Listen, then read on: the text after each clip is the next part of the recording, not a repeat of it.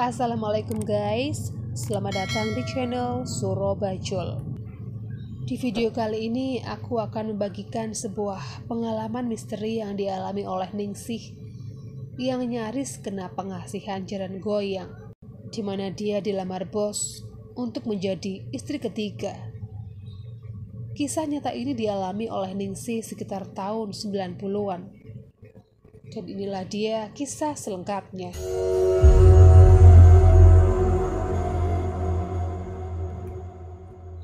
Saat itu Ningsih pergi merantau ke Banyuwangi. Berbekal ijazah SMA, dia mendapatkan pekerjaan sebagai kasir di sebuah supermarket. Wajah Ningsih yang ayu manis ditambah dengan tulutannya bekerja tentu saja membuat banyak lelaki terpikat, termasuk Pak Broto, pemilik supermarket tempat Ningsih bekerja. Pak Broto tak sungkan memberikan perhatian khusus kepada Ningsih. Bukannya senang mendapatkan perhatian dari bos, Ningsih malah merasa risih. Bagaimana mungkin laki-laki yang sudah punya 2 istri menggodanya? Rasa risih itu tetap dia pendam. Bagaimanapun Pak Broto itu adalah bos yang menggajinya. Sempat Ningsih berpamitan untuk mengundurkan diri, namun Pak Broto tidak mengizinkan. Kalau kamu keluar dari sini, akan kupastikan tidak ada tempat lain yang akan menerimamu, kata Pak Broto saat itu. Pak Broto memang mempunyai peran besar kepada perekonomian di sana. Kenalannya yang banyak, semua bos-bos perusahaan. Hingga pada suatu hari Pak Broto mengucapkan perasaannya kepada Ningsih. Ningsih, kalau kamu mau jadi istri ketigaku, supermarket ini akan menjadi milikmu, kata Pak Broto sambil menatap mata Ningsih tajam. Ningsih kaget. Ada rasa marah bercampur benci kepadanya. Pak Broto sudah punya 2 istri, dan kini dia ingin 1 istri lagi. Dengan lembut, Ningsih menolak. Maafkan saya, Pak. Saya memegang prinsip bahwa hanya akan menikah dengan orang yang mencintanya, tidak dibagi-bagi. Pak Broto kemudian pergi dan berlalu. Pasti marah, dan aku akan dipecat, batin Ningsih. Hari berikutnya Ningsih berangkat kerja seperti biasanya. Saat tiba di ruang karyawan, Pak Broto sudah ada di sana. Entah sengaja menunggu Ningsih atau sekedar mengecek karyawan. Ningsih berusaha bersikap seolah tidak terjadi apa-apa. Saat menyapa dan menjabat tangan Pak Broto, Ningsih tidak sengaja menatap matanya. Tiba-tiba, dek, hatinya terasa aneh. Seharian bekerja Ningsih tak nyaman. Tiba-tiba saja dia selalu memikirkan bosnya walaupun hatinya tetap menolak. Perasaannya berkecambuk.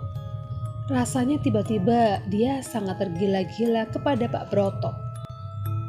Bayang-bayang Pak Broto selalu terlintas. Bahkan setiap dia melihat orang lain, wajah orang itu berubah seperti wajah Pak Broto.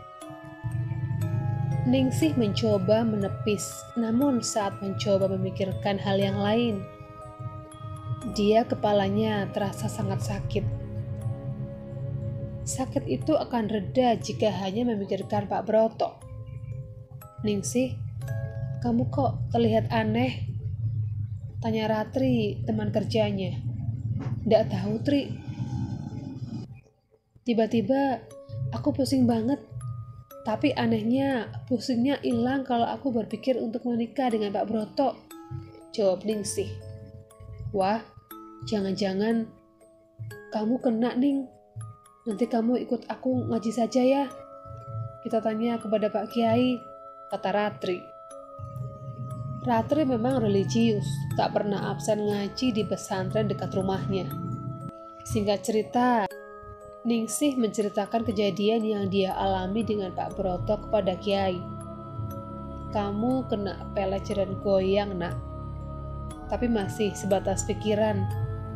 Hatimu yang kuat sedikit menolak pelet ini, kata Kiai. Lalu, apa yang harus saya lakukan, Kiai? Saya tidak mau jadi istri ketiga, kata Ningsih.